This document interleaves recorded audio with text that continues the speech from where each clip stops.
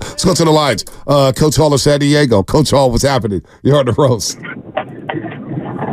Hey, what's up, fellas? What's up, man? I got a question for you guys. For me, what I want to see is positioning and consistency. I think we need to stay away from OKC, Denver, and the Lakers because we don't have a big, and they always kill us inside.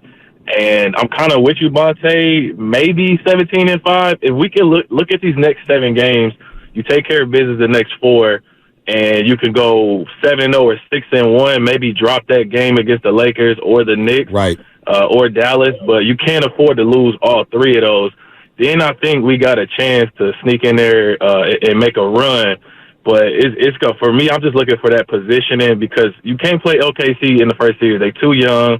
Even if we do beat them, we're going to be dog, dead, tired going into the next round. Yep. For some reason, I think the Lakers got a mental edge over us. And, of course, Denver, the champs, I'd rather play them in the Western Conference Finals. So that's what I'm looking for. What you guys think? Yeah, now, you know what? I would rather play OKC. I actually don't fear OKC. I think the inexperience for OKC, look, they have a lot of talent. Chet is a problem. Jalen Williams is good. We know about SGA and Giddey, and they brought in Gordon Hayward. They're not an easy team whatsoever. But I look at the games that the Warriors played against OKC. I mean, the first game was the play-in Friday night game. We won the best games of the year. Right, 141-139. It was an incredible game. The next game, all right, the first game, they had a baseball little doubleheader.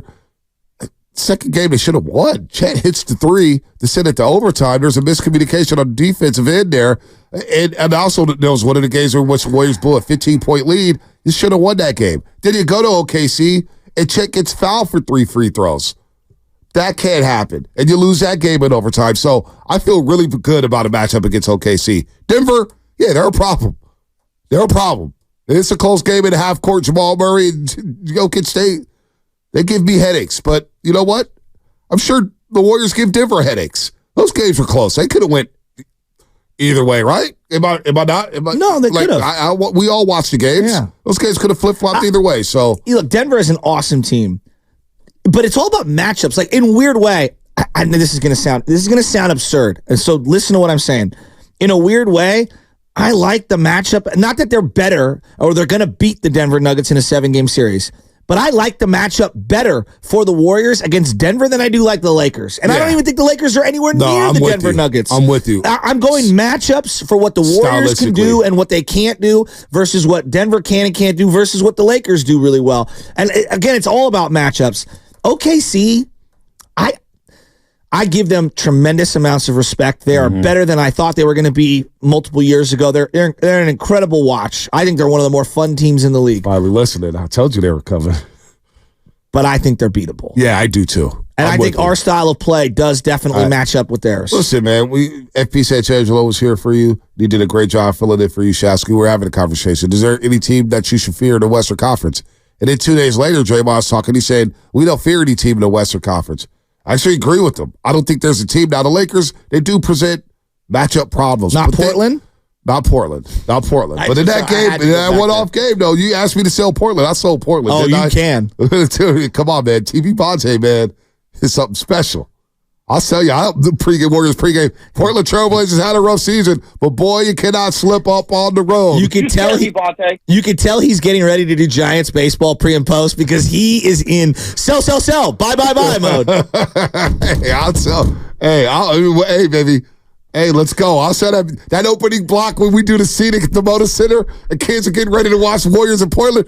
Folks, Portland Trailblazers had a rough season, but the Moda Center and their season finale here at home, they will be rocking and rolling, and the Warriors cannot afford to slip up against the Blazers tonight in the PDX. Very important game. And do you think I know how to sell? Man, Bob Fitzgerald has been a hero for us all here in the broadcasting business. Stop it. You know, I want to hear from Fitz. Hey, before we get to Oscar and Stockton, here's Fitz on if the Warriors have a postseason run in them.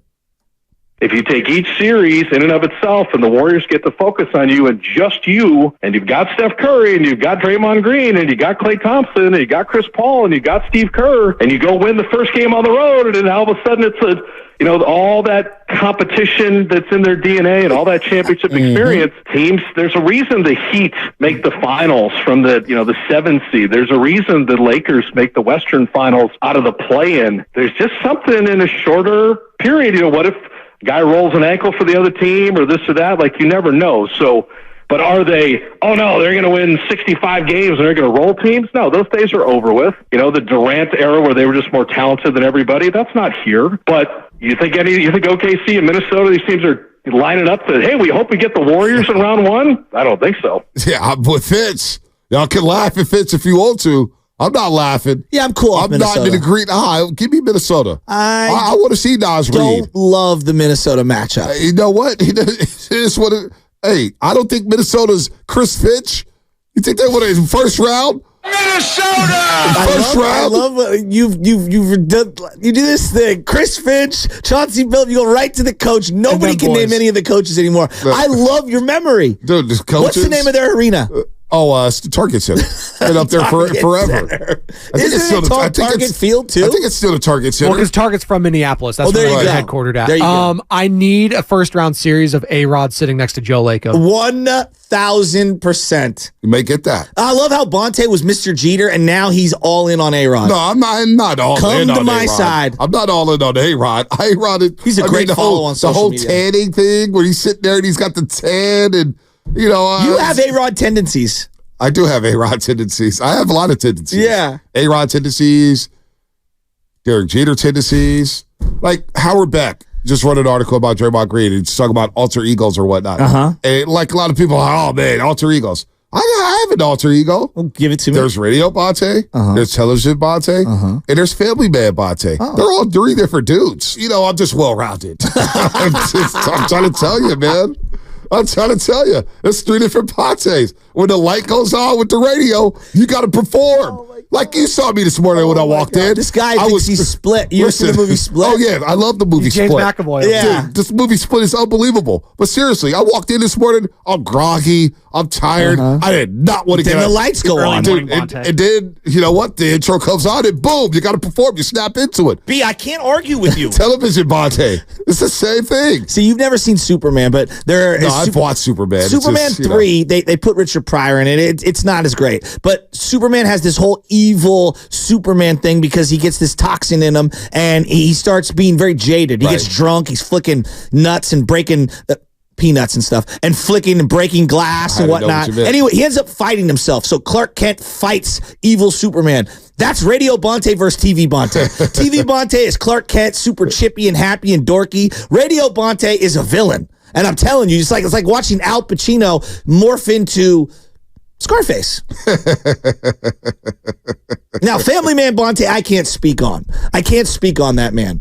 But I have seen the multiple personalities of you. You give me Brenda's Got a Baby, and you give me Hit 'Em Up. It's there. Let's go to Oscar in Stockton. Oscar, what's happening? Man, up here dying laughing at y'all, man. We're out of control. Hey, man. We're out of control. I'm sitting up here watching ESPN on silent, but listening to you guys. Hey, thank you. One thing, definitely that all day. Shasta, I'm glad you're back, man. Keep my spirits going, man. Thanks, you know bro. I got a feeling going on Saturday. But I want to say this, Bonte, when you guys just played Fitz, that's how I feel too. And just like you said, 17-5. And I love the way I love what Shasky is saying. We're from the Bay Area, man. And one thing about it, we got teams out there that we know that we got weaknesses. But guess what? When it comes down to a series, and the Warriors are coming, nobody wants to play us. And right now, I love what Steve Kerr is doing with Wiggins.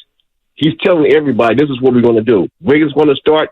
The Warriors are going to start rolling now because Kerr got his rolls down and he's coaching. He's going to win the Coach of the Year, man. I'm telling everybody right now, watch out for the Warriors. Even with Decky passing away, I'm telling you guys right now, we're playing the best basketball of the year. That's all I got to say, man. Have a nice day. I like that a lot. I like that a lot. You know, Bonte, I've been thinking about this, and I'm looking at the final 22 games, and I wrote down 3 people that I believe to be the most important Warriors. 3 people. And I want you to have just a little thought on this. Most important Warriors last 22 games, Klay Thompson. I think Klay Thompson being efficient, effective, and really connecting second unit to first unit and working with Chris Paul. I think if Klay's rolling and he's setting his feet and he's hitting shots and he's feeling good, I feel like the aura of the entire team gets lifted. He is very important in terms of the spirit of the team on a day in, day out basis. You're at Chris Paul Friday. We interviewed Chris Paul on the postgame show after the game, and Chris Paul, he was like, Klay's the heartbeat of this team. When he's rolling, he's getting in and out the gym, and he's rolling and feeling good about himself. And look, man, Klay, the whole bitch thing has always been overblown to me. It has been. You know this. I've been saying this for a long time. To me, it's always been about who's going to finish the game and who's going to be playing in crunch time, what's your best lineup down the stretch in a close basketball game, and then Steve Kerr's going to have some decisions to make. But come off the bench doesn't matter to me because if you get 28 to 30 minutes, those are the minutes you're getting anyway as a starter. But now you get to and Klay explained this to us, coming off the bench, he gets to relax, see how the game is played, now he comes in with the flow. And so he's had perspective on this. And I'm looking at his game logs in those 6 games that he came off the bench, he's shooting over 40 from 3. He's scoring over damn near 20 points a game. So that move coming off the bench, now he's got a nice rapport with Chris Paul. Oh, totally. The gravity he could create. If Kuminga's in that lineup, he's cut to the basket. Now you get a little Moses Moody. And now you get one of the bigs rolling, whether it's TJD, Looney, or Sharge.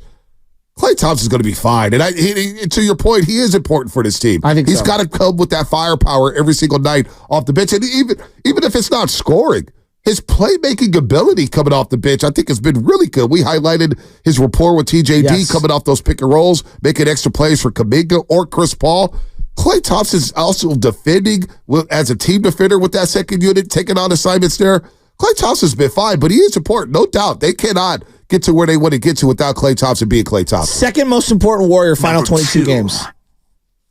Maybe Jonathan Kuminga. No, I got Draymond Green. You have Draymond Green? And the reason why I got Draymond Absolutely Green, incredible. Draymond's got to be available. He's got to be locked in, and he has got to be the guy that we know he can be on both ends of the floor. If you've watched the Warriors for the last decade, you know how important this guy is. And an engaged, locked-in Draymond Green, playoff mode Draymond Green, well, I feel like he's one of the most impactful players in the league. Well, I feel like we've gotten that Draymond Green since he's been back. You know what? Ever since he's been on the court, to be honest with you, and that's why we go back and forth on the suspension, and we were getting hot about that. And the problem was he wasn't on the court because when he's on the court, he's playing. And like people were laughing like earlier in the season when we were bringing up his on-court play because it was so tough to talk about his on-court play because of what was happening on the court in terms of the suspensions and the ejections. But when he's playing and he's rolling, Draymond Green the last 2 seasons has played really good basketball. And the 3-point shot, you could say, hey, man, he doesn't make them in the second half. He doesn't take them in the second half. That's fine. He's shooting over 40 from 3.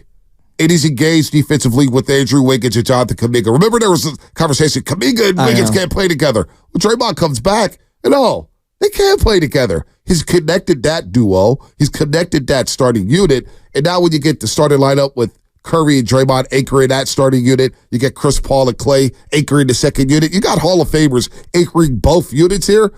Draymond Green on the floor has been fine. Draymond Green on the floor has played at an all-defensive team level this season. So I don't really worry about Draymond Green bringing the intensity. He's bringing the intensity on the court. He's bringing the intensity to me. Draymond Green's fine. I think the second most important player who is it? Is JK. Okay. Because JK is now going to be on Team Scouting Report, right? Moving forward. Teams know you got to take away JK's paint points. He's going to the rim with reckless abandon. He's dunking on everybody. He's finishing on everybody. He's getting to the cup. He's getting to the free throw line. Can JK be that bona fide second unit? Here's Fitz real quick, and I want to highlight this, what Fitz said about JK. If Jonathan Kuminga on a short mid-range post-up can be your second best option, then the Warriors have all kinds of chances in the playoffs. I don't know if it's there yet, but if I have all that perimeter shooting, but I can ISO or cross match and put JK on somebody and let him bulldoze somebody to the rim when I need to in crunch time. Now the Warriors look real different than they have in previous years. He gives them a dimension, Shasky, that they haven't had in quite some time. That midi from 10 feet out, if he can get that rolling consistently, which he has for the most part this season, especially when he started, that could take the Warriors to another level. Now you got a guy, hey, I need a basket real quick. Here you go. That was Kevin Durant, right? We need a basket right now. KD, go get us a basket. My number one and your number one most important player or person with the Warriors in the final 22 games, I'll give to you on the other side.